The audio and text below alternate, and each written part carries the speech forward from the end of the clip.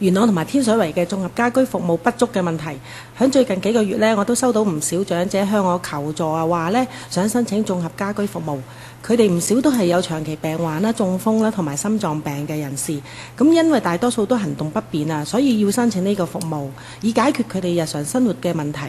但係呢，佢哋指出服務係唔能夠短期裏邊呢提供到俾佢哋。有啲長者仲話呢，等咗2-3年都未輪到佢啊，到最後都無奈咁樣呢，要打消呢個申請念頭。咁根據呢社會福利署2014年3月嘅資料顯示，天水圍區裏邊合共呢只有2個機構會提供呢個呢綜合家居服務。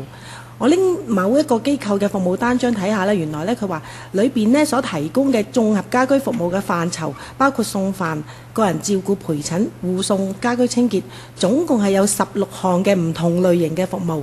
而服務嘅對象亦都包括所有嘅傷殘人士、60歲以上同埋體弱缺乏照顧嘅人士添。咁客觀咁睇啦，如果要提供咁多類型嘅服務，俾咁多服務嘅對象，但係服務嘅名額係冇增加嘅，咁好明顯啦。係唔足夠應付天水圍區嘅長者嘅需求。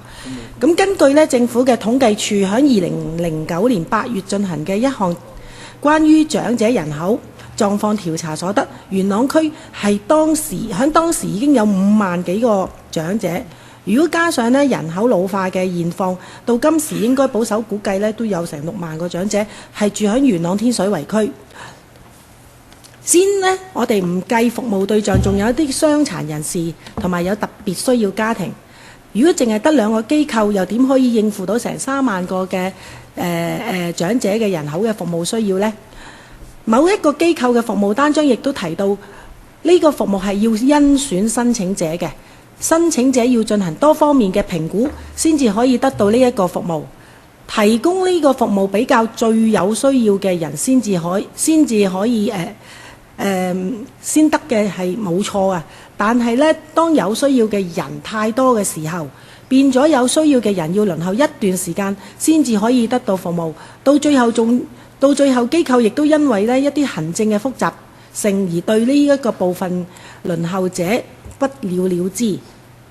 因為咁樣，我想喺呢度提出，政府應該增加多啲嘅資源去支援呢啲非牟利機構，去擴展佢哋嘅家居服務隊，等有需要嘅人可以快啲得到呢個服務，以解決日常生活所需。有服務者亦都提供喺元朗區只有呢2個服務機構，佢哋嘅服務範圍仲包括埋鄉村添。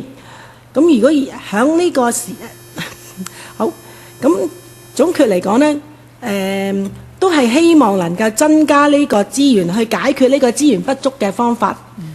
唔該晒。好，唔該你。